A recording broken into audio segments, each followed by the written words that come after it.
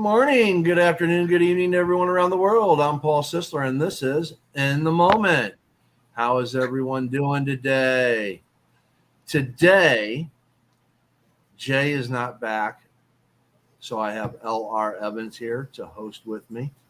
And today we are going to talk about poetry. There's a multitude of different types. My favorite, of course, is the villanelle, and we will get into that a little bit later. So, in the meantime, who does that? Colbert? Meanwhile, Luke, how are you? Hyper and neurotic. Meow. All right, all right. Oh, I tell you, I have road construction going on through my neighboring town where everything is, and the garbage company still hasn't brought my garbage can to me, so I have to go all the way to the dump, the transfer station to drop my garbage off, and that took me like an hour today, which is normally like a 30 minutes, 15 there, 15 back, and it took like an hour. But apparently they're supposed to be dropping my can off today, and they still haven't shown up. So we'll see what happens. Screw that. I'll tell you, I am way too fucking lazy to drive my trash down the fucking street to the garbage place. That's not going to work. So what's going to end up happening is the raccoons are going to have a buffet because it's just sitting outside is what's going to happen.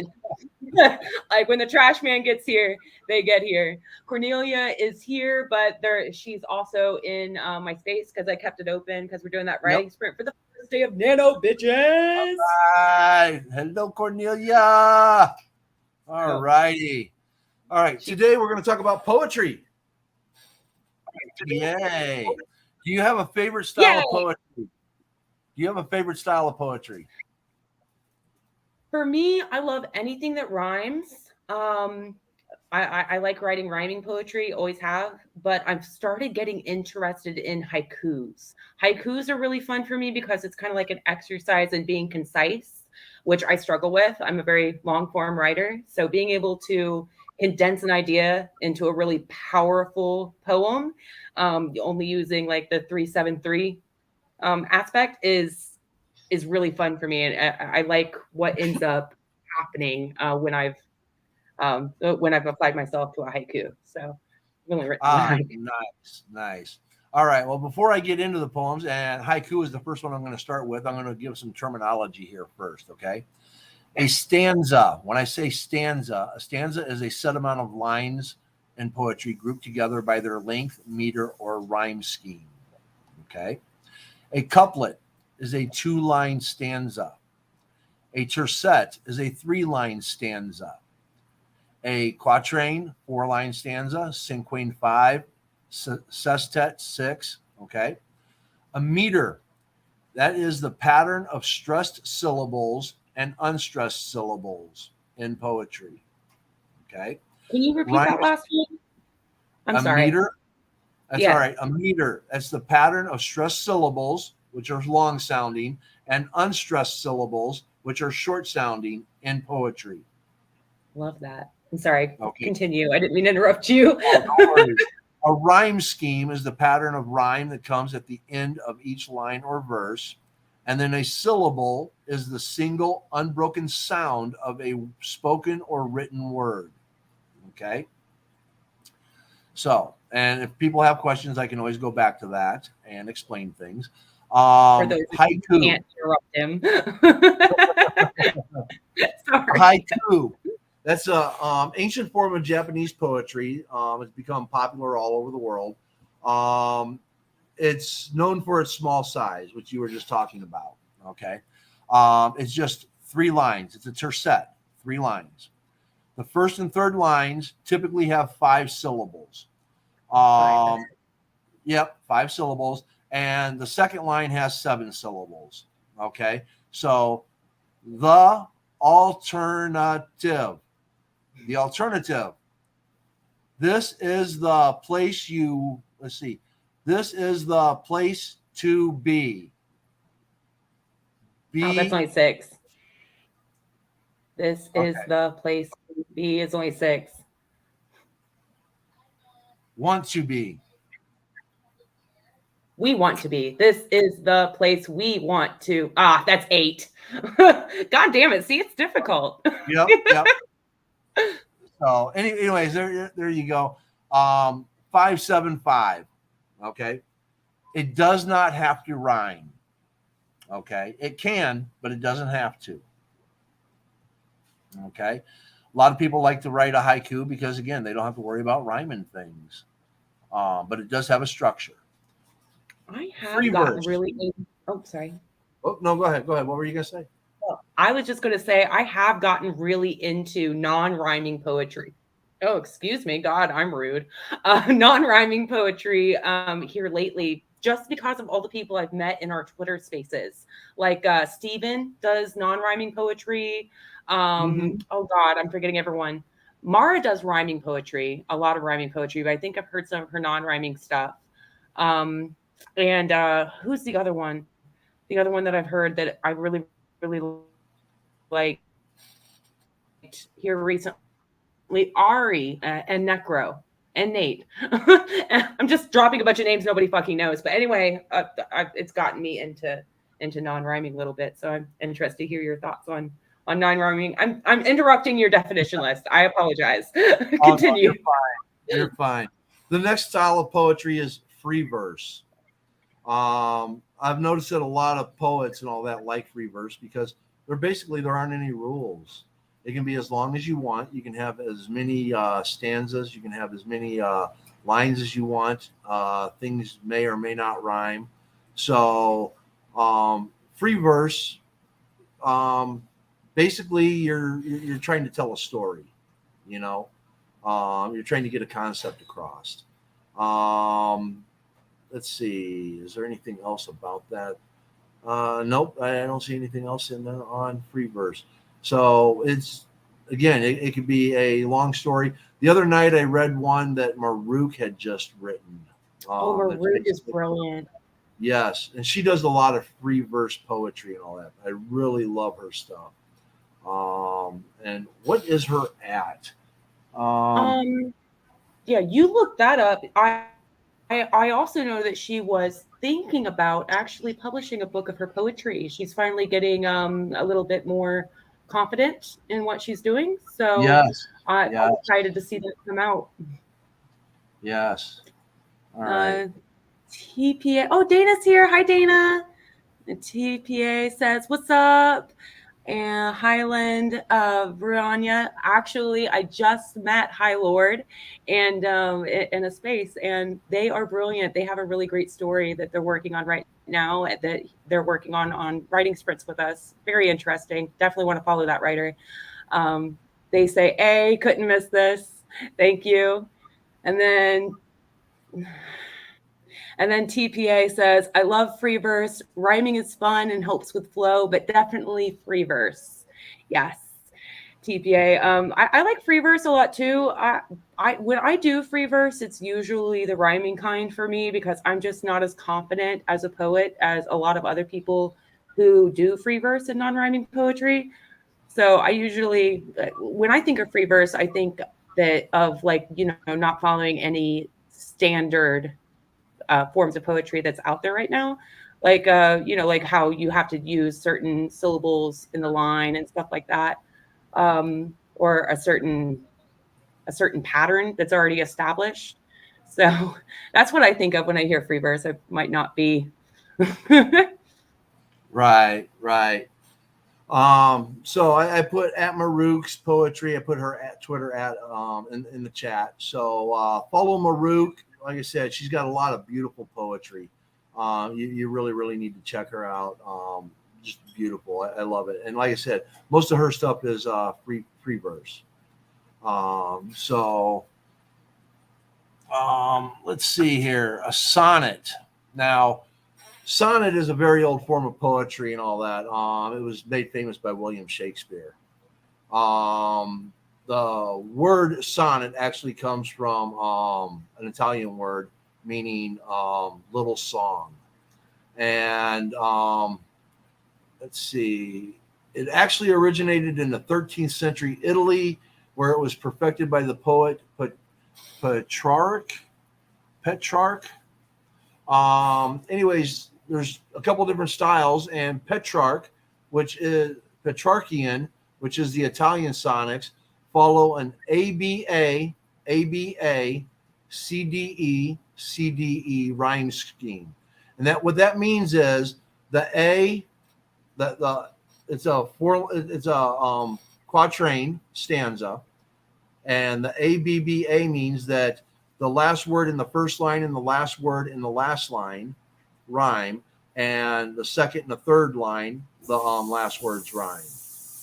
Okay. Oh, I think I've written that by accident before. Right. And that's what the ABA means. So the first stanza is ABA, the second stanza is ABA.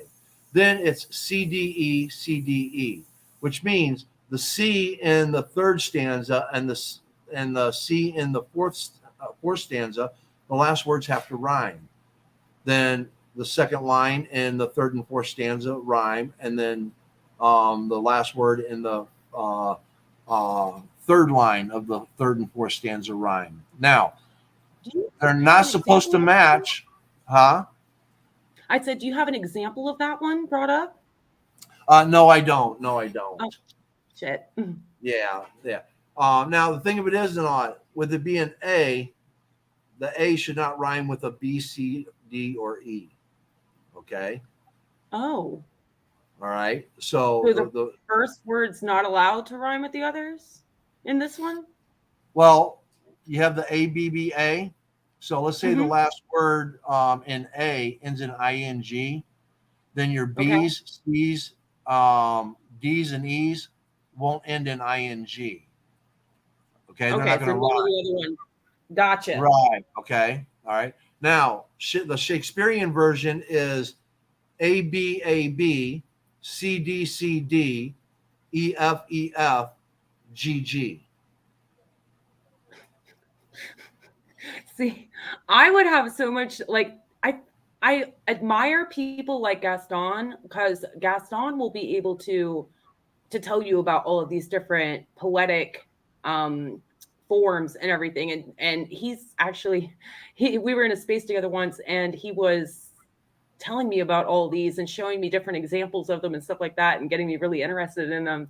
And that I was looking them up and seeing how the meter worked and all that good shit. And I was like, this is so complicated. How do you remember all of this just from memory? I feel like this is something you'd have to really study on and be passionate about to learn. Yes. Now, even though this doesn't say it, I did some further research because I was trying to remember if from school if they had a certain amount of syllables. And when I looked up sonnet, they have it's called a iambic pentameter, where they have 10 syllables, which comes in 5 pairs, and it's supposed to sound like a heartbeat. So each line is supposed to be 10 syllables with stressing on it, to where it's like boom, boom, boom, boom, boom, boom, boom, boom, boom, boom. Okay? Thus a little song. So it would, have a pattern to it. That's interesting. I've never heard of poetry that sounds like a heartbeat. What's that called again? A sonnet. Oh, that's a sonnet as well? You're sitting here teaching me stuff is what you're doing. Yeah, well, I was explaining the Shakespearean and the Petrarchan. Petrarchan. I can't pronounce it right. I'm sorry. You can spell it. All writers learn how to pronounce Petrarchan. They're sonnets, and again, they have the 2 different rhyme schemes, and 10 syllables is the standard. But again, rules are made to be broken. So, anyways, now I've seen a lot of these out there. They're called acrostic, and what they do is the first letter of each line spells out a name or a sentence or a meaning or something like that. and they don't have to rhyme either. My one of my new friends, B, she actually wrote one of those today in a space. Let me see if I can't find it. Oh, you talk a little bit about it. Well, I mean, it spells out a name, word, phrase, or message with the first letter of each line of the poem. It can rhyme or not, and typically the word spelled out lays down the theme of the poem. I can't find her.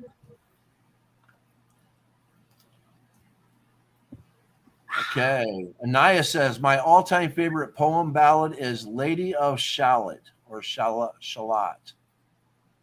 I probably brutalized that last word. Shallow. Shallow.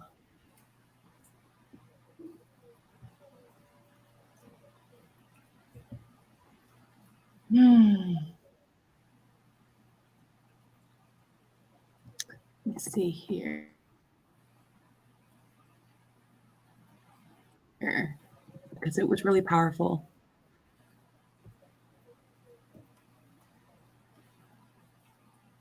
Ah, there she is.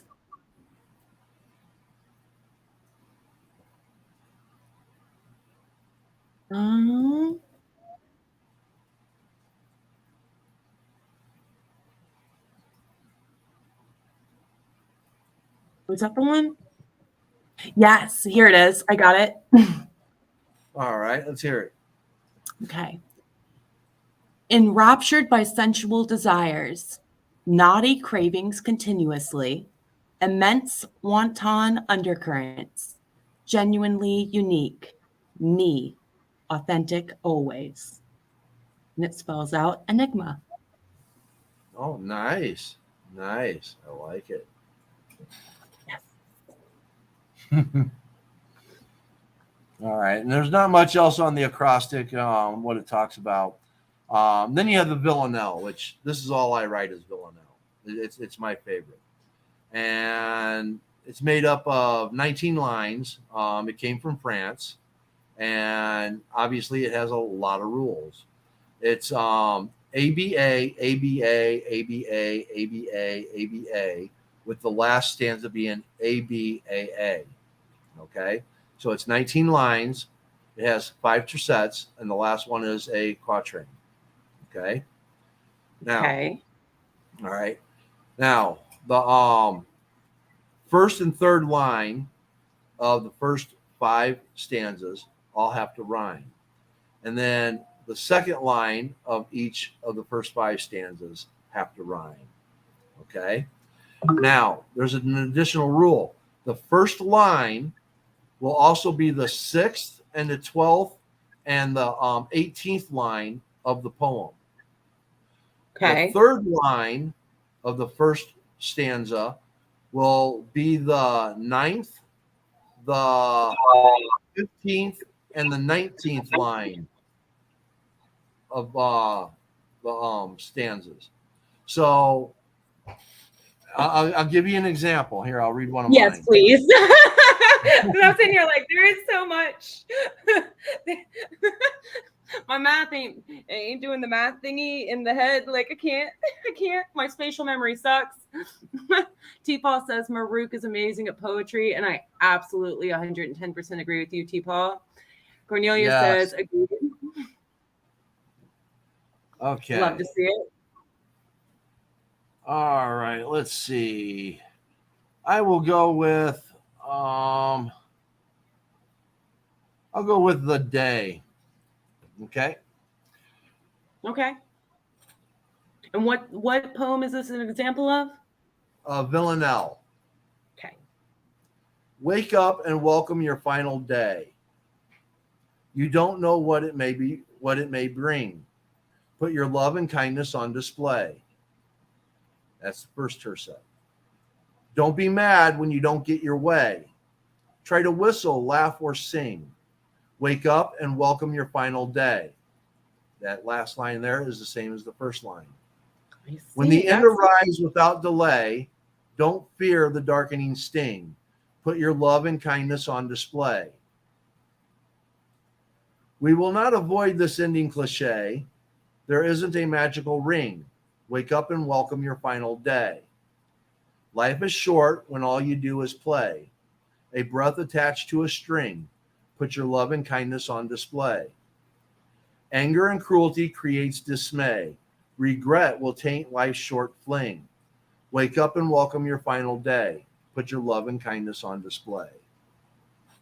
Isn't this a poem you wrote? Yes.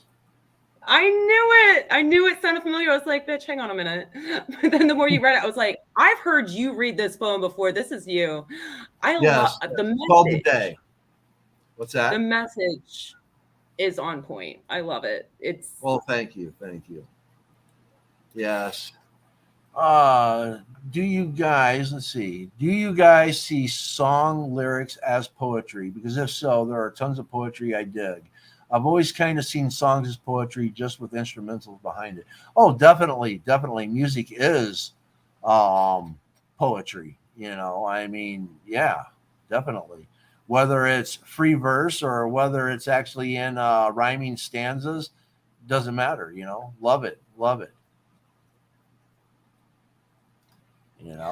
I, especially when people read poetry in spaces, the way that they change the volume of their voice, the cadence, what words they stress, it reminds me of a song. So I feel like poetry and song lyrics are very closely put together in performance.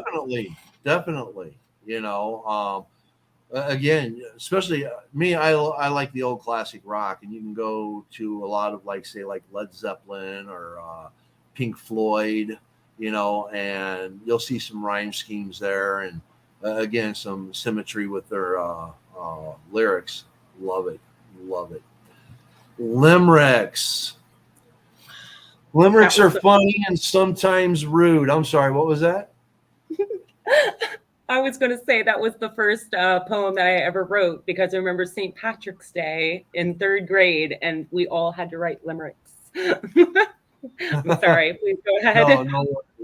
Anyways, they were made popular by Edward Lear in the 19th century. They have a rhyme scheme of AABBA, with lines 1, 2, and 5 all being longer in length than lines 3 and 4. The last line is often the punchline. Their sound is very distinctive. It's likely you've heard or read one before. Which, let's see if I can find me a limerick here to read. We'll just find an example. Limericks. For some reason, I have a memory of the Lizzie Borden poem around that same time. Is that a limerick or is that something else? Lizzie Borden with an axe gave her father 40 whacks. I don't know. I need to look that up now. I just remembered that was a really fucked up thing to learn in 3rd grade. God, I've looked up about 3 of them right now. They're all misogynistic. Oh, yikes. Maybe limericks aren't the thing. Poem. Okay.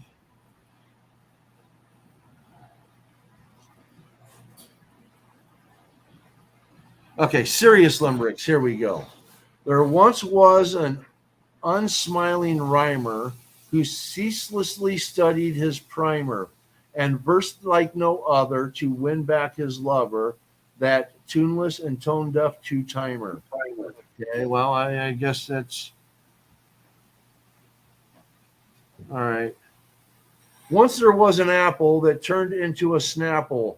Then with a cup, his joy. Nah, I don't like that one. No. Welcome to the alternative, where Paul starts his poems. There's a critic who crumbles at lunch with his knickers all up in a bunch. It's a trifle, you see, but we cannot agree on the number of nanners per bunch. Yeah, those are limericks. Yes. Oh, yeah, because they're kind of silly. I remember now. Unlocked memories. All right. Apparently, I'm sorry, the Lizzie Borden one that I was talking about, the 40 wax Uh-huh. poem, it's called a Dodgerel. Do you have that on your list? No, no. A Dodger L. No, I Dodger. don't. Yeah, apparently it was actually sung to the tune of Tra La La Boom da A. That's what Okay. that poem came from. Anyway, it's just an idea. Bonus content if we get through your Oh, no introduction. problem. No problem. And trust me, these aren't the only styles. These aren't the only styles. There's more. An ode. The ode is one of the oldest forms of poetry believed to have come from ancient Greece. The word ode is derived from the Greek word aidein, which means to sing or chant. And these poems were originally performed with a musical instrument. An ode is typically written to praise a person, event, or thing. You could write an ode to your pet or favorite food, and they are usually quite short in length. I like short shit. I'd write a note to my cats immediately. Yes, yes, definitely. All right. Um, then, of course, you have the ballad, Ode to a Toad. There we go. Um, the ballad is another old and traditional form of poetry that typically tells a dramatic or emotional story. They came from Europe in the late Middle Ages and were initially passed down from one generation to another, and often with music. Ballads do have a set form. They are typically 4 lines, a quatrain, and have a rhyme scheme of ABAB or ABCB. However, this form is looser than others, so can be modified to suit a writer's needs. Most modern pop songs you hear nowadays can be referred to as ballads. So Hmm. there's the music connection. There's always a music connection. All great art stems from the basics. Yes, T-Paw says, I wrote an ode to my kids, my wife, and the moon as different poems than without thinking about it. excellent, excellent. I'd love to hear T-Paul, that. would you like to read any of those? I could always send you a link and bring you up. I was just about to suggest that if he wanted to come up. I love hearing people share poetry. It makes me happy.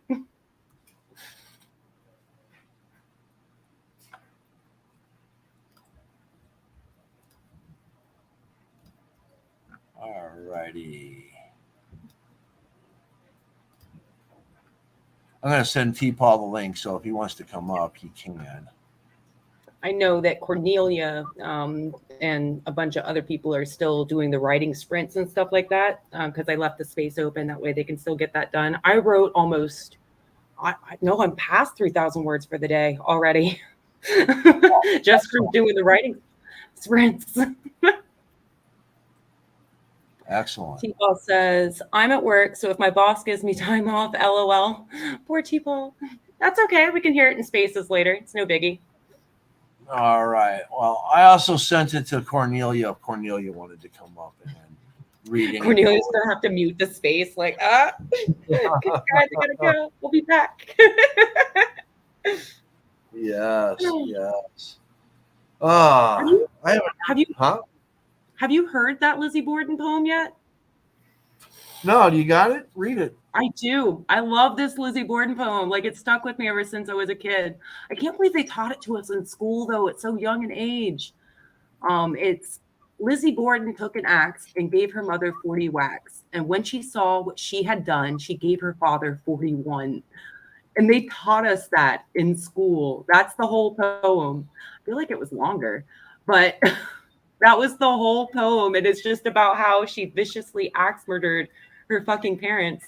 And at another point, they actually explained how Lizzie Borden got away with the murder, and it's really fucking gross. I don't know if you want me to mention it on here or not.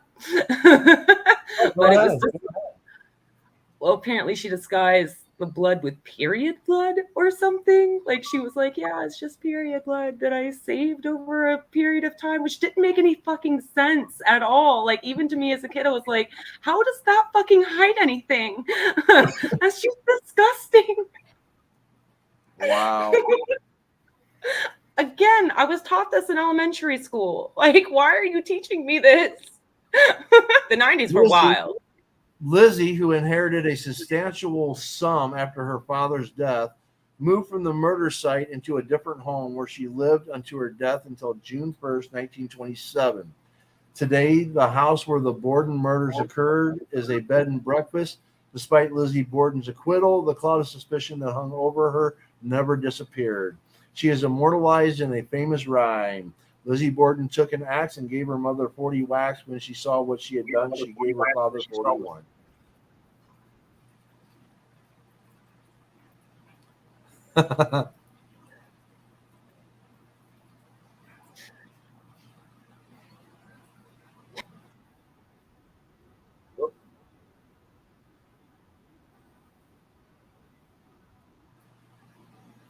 Are we back? We're back. Yep, you're back. Yeah, but that's interesting what people can do with poems. I've met so many talented people in spaces, and I have so much to learn from them. I'm glad that you decided to do a show just on poetry because oh shit, go away. That was bad. I tried to click over to you and almost opened up YouTube. It was like, oh great, that's not gonna mess with the sound. Because like I've really gotten interested in poetry here lately, just hearing how different it can all be, and it's all poetry. I've actually started up on Medium, and a bunch of people we started adding each other on Medium as well. Do you have a Medium account, by the way? No, I don't. No, I'll have to check into it. Yeah, you should. You should check it out. A lot of people share their shit on there, and it's a great way, especially if like you have bad working memory like me, and like you don't catch everything in the first read. It's a great way to like be able to read that and get familiarized with everybody's work. Whoop. Paul, in demand. Oh, okay. Cornelia's looking for the link. Ah, got it. All right. Hold on, Cornelia. I will email it to you. Dance break.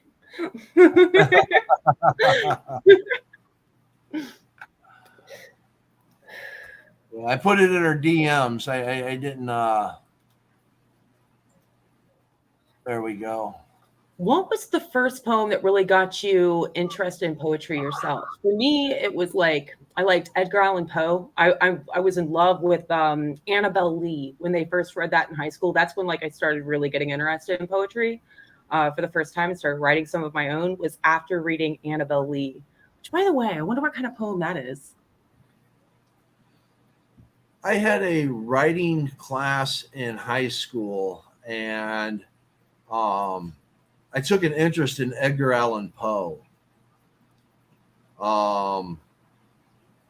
Yeah, Edgar Allan Poe was like, dark and, just wicked. And that kind of led me into taking an interest to poetry, period. And when I came across a villanelle, I liked the structure and the repeating of it.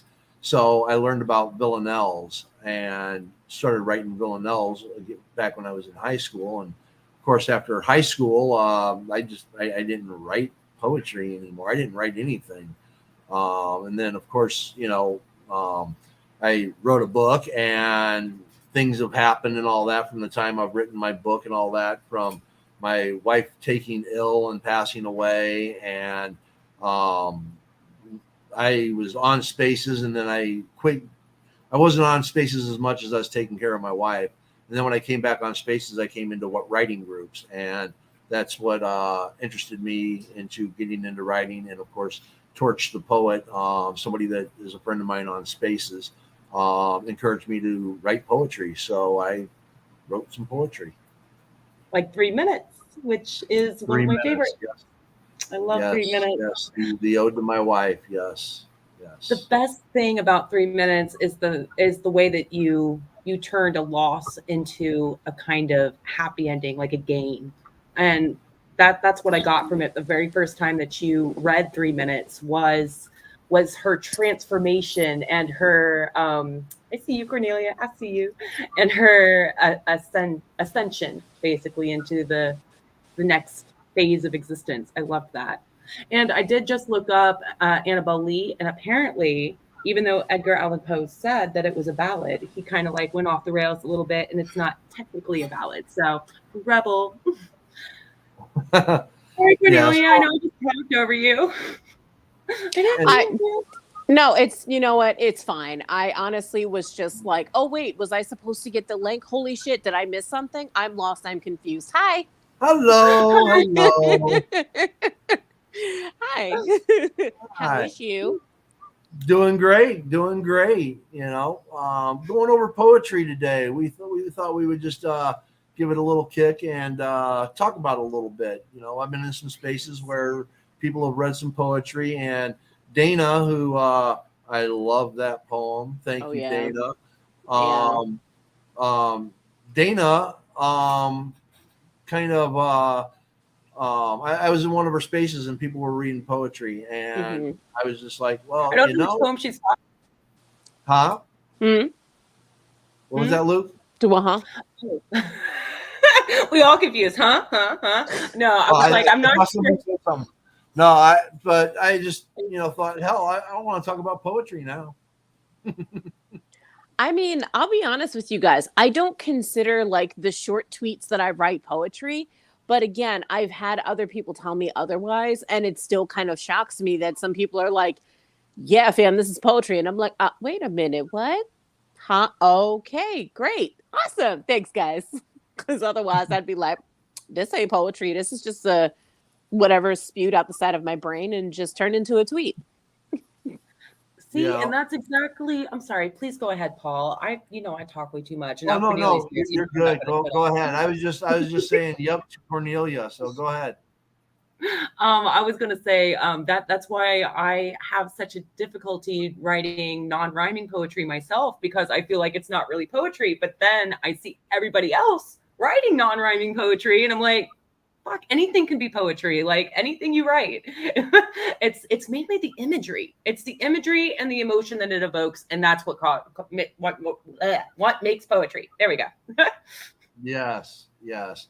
I think that's what it comes down to is basically the invoking of, whether it's happiness, love, sadness, depression, whatever the case may be.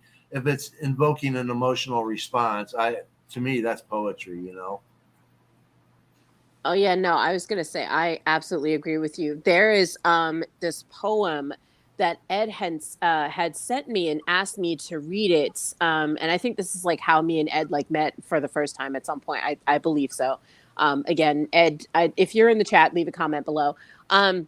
But I remember he had sent me this poem and I read it and I was like, holy shizballs, I love this poem. And I resonate with it because it was talking about death and how it's not a scary thing. And it just sounds like I'm the weary traveler. Like I'm done. Like I'm ready to move on. And I resonated with that on so many levels. Again, cannot remember the I should remember the name. I feel like I should, but I don't. But I guess like just me going on a tangent. Do you guys have like any favorites poetry that you like? And if you don't or can't remember the name, that's totally fine because I'm all about talking about the subject anyway. I love Edgar Allan Poe. I would say he's probably my favorite. That's what I was just talking about was Annabelle Lee. I loved Annabelle Lee a lot. Some other ones. There was some Robert Frost. Like it's only like the really popular ones for the popular poetry. Most of the poetry that I love now is just a from the people that I meet in spaces. That's mainly it. So that's the poetry that I love most. I know that which one was it? was Displaced, I think, that was by Ari that I really enjoyed. And it was shoot, what was it? Displaced by Ari. Mara just had one that she read, and it's what made me follow her, and I can't remember what it was. I can't remember titles. I just remember people. I know I like Ari, Nate, Necro, Steven. Steven's poetry is full of imagery. I love his imagery. I was just going to say, yes, I absolutely agree. Like, so much imagery. And you know what? There was one piece that Stephen wrote, again, that really stuck out to me. Like, it resonated with the, hello, am I the only one that sees this shit? Like, and again, I resonated with that because I'm like, Stephen, yes, I understand. Yes. And I got to tell you, I've learned so much from just interacting with different, writers and different writing styles and different storytelling. And I'll be honest with you guys, my setting is just so literal. It's like desk. Like, I don't feel the need to have to like describe all the extra shit about the desk.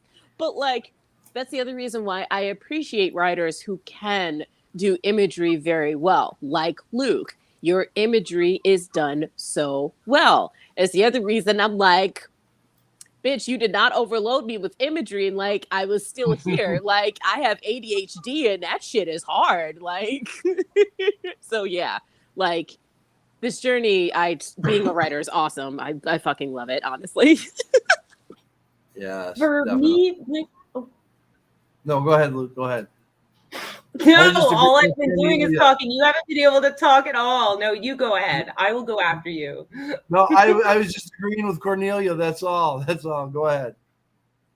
I was going to say my favorite part of Cornelia's writing is her dialogue. It's so real. It's so natural, and her delivery in spaces when she speaks it is natural. It feels like something that somebody would actually say, and that's my favorite part of Cornelia's writing. I feel like that's really your strength. It's brilliant. Not that like the rest of your writing is lacking in any way, but the dialogue is what, like, I can tell that's your number one. That's your natural talent. Innate talent is your dialogue. And that's what I adore about your writing. That's why I love it when you read. I'm like, bitch.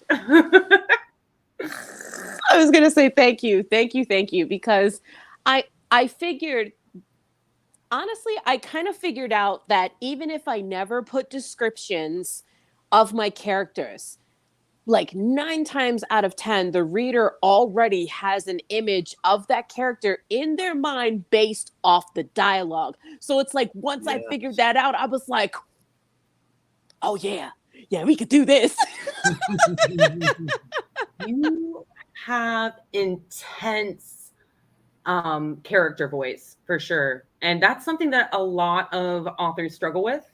I struggle with it occasionally, like especially if I see two characters as really similar, but they have like little nuances to them. I'm not able to really give them that strong voice, and it's something I'm working on. And I'm learning a lot from you, from listening to you share your characters, because, like you said, somebody like when you share dialogue, people already get an image in their head of exactly who this person is, and that's a powerful skill to have.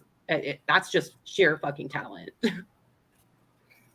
Oh, I was going to say thanks, guys. I appreciate that. No, really, I do, because I put so much emphasis on my characters. Like, guys, when I tell you I have written Arlo, first person, I, me, my, looking at me. And I had to really think about, well, damn, what's the shit, like, what would be the first thing that he would notice culturally that's not like me? And I started questioning, like, okay, he would probably recognize my attire, because I had to think about all the notes that I made about world building. Luke, this is where you come in, and Scythe, this is where you come in as well. I made all those notes, and I was like, shit, I got to really know these things. So I've spent years with my characters just doing all types of exercises. So again, to hear you say that means so much to me. Thank you. You can definitely tell you put the work in. You can definitely tell you put the work in. It's your shining success for that. So I can definitely tell that's where your heart lies. For me, mine is world building. You're right. Like I go like, oh, okay, I'm gonna do this, and then like in the afterlife, this is going to happen, and then there's gonna be this realm and that realm, and like how's the magic systems work, and what's the limitations on everything, and like that's what like I've really put a lot of my effort and focus into, and that shows. But because of that, because I put so much work into that, I do have some room to improve on my voice, and it's cool that you noticed that, though. Thank you for recognizing my strengths. You're sweet. No, and listen, like, okay, because I've read some books that were like considered really good, but again, my ADHD, I am one of those readers where I'm like, you got about maybe 1 page, 2 if it's interesting to grab my attention before I put this book down. That's just me as a reader. So again, I am the reader that most writers stress about. Get that hook in early. They do. Like, I'm the reader that stresses the writer out about the importance of the first sentence and the first page. That's me. Sorry, I went off on a tangent, but you're the one stressing us all out here. That is correct. It's you. Yes, it is. It is me. Oh, Cornelia, since you are here, you can be here for the unveiling of a show that Luke and I are going to do together. Yay. Yes. We are going to do it's going to be called Tuesday Takes. And what we are going to do is we are going to go into Twitter world, and we are going to find people with checks, people without checks, and we are going to pick between the two of us. We're going to pick some tweets, find the ones that we like, that are we're going to find like asshole tweets and happy ending tweets. Okay. So we're going to, between the two of us, we're going to come up with 4 tweets with blue checks that we put up for everybody else to look at. And then Luke and I are going to pick which ones we think are the best. And then we're going to put it to the audience to pick. So basically it's going to go something like this. Tuesday Takes. You pick the tweet. That's me. Okay. I'm fine. So, here's tweet number 1 by Bonnie Schwertner. Happy Tuesday, and it's a beautiful sunrise. Okay. These are the positive ones. Yeah. Happy so something pretty. Yay. Then we have Bryce, aka Barbecue Beef Balboa, Gen Xers. 1965 to 1979, the last great generation before all these sissies were born. Now, of course, I'm a Gen Xer, so I kind of like that one. Millennial. Then we have, yeah. Well, we got to put some controversy in there. Then Jim Rose Circus, missing dog. If anyone sees her, let us know. I'm here for the bad puns. Yep. And then tweet number 4 by Stephen King, Molly, aka the Thing of Evil, her origin story. You can see it in her eyes. So this is where Luke and I would then go over the tweets. And okay, Luke, which one do you like the best? 1, 2, 3, or 4? I'm here for the puns. Obviously, it's number 3. Number 3, missing dog. And if anyone sees her, let us know. And I'm going to go with number 4, Molly, a.k.a. the Thing of Evil, her origin story. You can see it in her eyes. So that's the 2 that we would pick then. And then we would put it up to 3. I see you, Cornelia. So then we're going to put it up to the people in the comments and all that to just type in a number, 3 or 4. Which one do you like best? Yes. And then when people throw in their responses, whoever has the most votes, that's who we're going to pick. And of course, if we don't have enough people to vote, then we're just going to bring in someone else, and there you go. My favorite part of this is the tea. Like we're going to be like doing the bad takes from the blue checks as well. Like the worst takes of the JK is going to make it eventually. Like she's going to be on there eventually. I already know. Like she can't keep her face off of the fucking Twitter. But anyway, there's going to be like the bad takes, and then there's going to be like 4 of those. And then it's only from the blue checks, and then we're also going to do bad takes from like everyday people too. I'm super excited about this, obviously. but then like the bad takes from the everyday people, but we're always going to end it on the positive shit that like you guys just saw, so that's kind of neat. So it's like, here's all this negative shit, and then it's going to be palate cleanser, and then it's going to be like, here's more negative shit, and then palate cleanser. I feel like it would be like a really cool like insight into like this week's news as well, because like bad takes usually come from people who are commenting on politics or social justice or something like that. Or Elon Musk, what's he doing with Twitter today? Everybody's losing it, and I don't know which way to feel, so I'm just chilling until like something happens that I can't handle, and then I'm gonna be like, okay, well, I already have other places that I've already set up. I was watching one of these finance guys. I think they were on like Yahoo Finance or something, and they were talking about how Elon has given the Twitter people until like November 7th to figure out a way to combine Twitter Blue and blue check verification into one package to where it costs you $20 a month to maintain your blue check and Twitter Blue. So I did a tweet out there and all that. Would you pay $20 for a blue check? I see, but I won't pay for Twitter Blue now. So yeah, I already have Twitter Blue, and I like it. I mean, it gives you some editing options and stuff like that. Is it worth the $4.95? I think it is, or whatever. Probably not. I mean, I get to change my icon for me to see, and nobody else sees it. The Twitter icon, I can make it different colors, blah blah blah. So that way, on my phone, like here where you can see my Twitter icon, I can make it a different color, So, I mean, you get skins. That's what you get. You get skins and an edit button. Yep. So, honestly, well. I actually do have Twitter Blue myself, but Paul, I'll say this. As someone that actually does have a platform and does have the option to make money off of my Twitter, no, hell no. I would not pay no $20 for a blue check. Absolutely not. That's ridiculous to me. Right. Yeah, and even Stephen King tweeted out and all that I forget his exact words, but basically he was saying that Twitter needs to pay him. So there you go.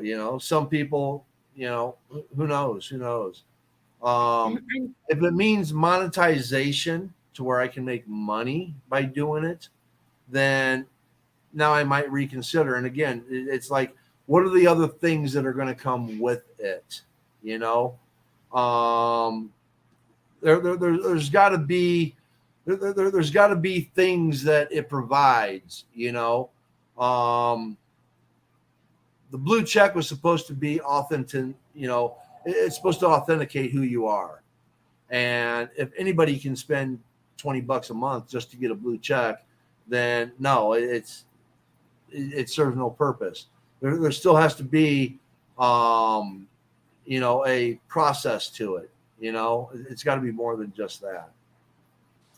I agree with you, Paul. Yeah. Go ahead, Luke. No, we're basically the same fucking brain. So like we said the exact same thing. Please go ahead, Cornelia. What was I going to say? Isn't that fucking terrible? But no, I was just going to say also, like the blue check, if you're paying for the blue check, then it loses its meaning. And I know a lot of other people feel the same way. But I saw here that Ari just said she's holding down the fort back on the writing sprint space, and she can't believe that she's missing this. So it's okay, Ari. You can always rewatch later. But yeah, no, the blue check loses its loses its meaning if you just can pay $20 a month for the blue check. Like, then any Joe Blow trolls could fucking get the blue check. You know what I mean? Like, I just created my account today. I'm gonna pay $20 and look, I'm verified, guys. I'm important. Yeah. No, it's got to still have it's got to hold a reputation with it. If it doesn't hold the reputation, then there's no point in having it. So, but we'll see. I just wanted to say, Luca, I absolutely agree, because as someone, again, who has, spent time building my platform, I would really appreciate the opportunity to have some of my accounts authenticated or with some type of verification, mainly because my accounts have been hacked in the past. So it's like, I don't feel like anyone should just use the name, which thank God it's trademarked. So I'm super happy and excited about that. But it's like I do that for a reason. And then it's like I could have a trademark and then Twitter could still be like, no, we're not going to give you the check. But then everyone else could pay $20. Do you see what I'm saying? Like, and then get what the fucker is this? No. Exactly. 100%. Personally, I just think it's Elon testing the waters to see who's got the ability to come up with something and who doesn't really give a shit. So I don't think we're going to see any changes right away. But, we'll see. As long as Spaces keeps working, that's all I care about. I did hear about a really interesting development that's going to be happening in Twitter Spaces here soon from Dana. Dana was explaining this to me because she goes to a lot of the tech spaces and learns, like what's coming and stuff like that. Apparently, we're getting ready to get like non-copyrighted music and stuff like that we can play in spaces, which would be perfect for our writing sprints. So whenever we're doing writing sprints or something, we can build like a little playlist of non-copyrighted songs to play for that 15 minutes that we do the sprint as kind of like, elevator music or whatever, just some like lo-fi, real chill beats while we do our writing sprints, which I think is going to be neat. I can't wait for that to roll out. Apparently it's happening soon. So nice. Yep. Looking forward to it. I agree, Luke. That's definitely gonna enrich spaces more. I mean, I've actually gone in like meditation spaces and how they'll like play music and stuff in the background, right? So I'm like knowing that you don't have to do that if that's something that you wanted to do. Oh, that's lit. I like that. That's really cool. I'm excited for that change. Yes, definitely. All right, we're coming up on the hour. Another good show. Thank you, Luke. Thank you, Cornelia, for jumping in. Absolutely, my guy. All right. Well, remember, everyone, be happy, be kind, and may good things come your way. Thank you.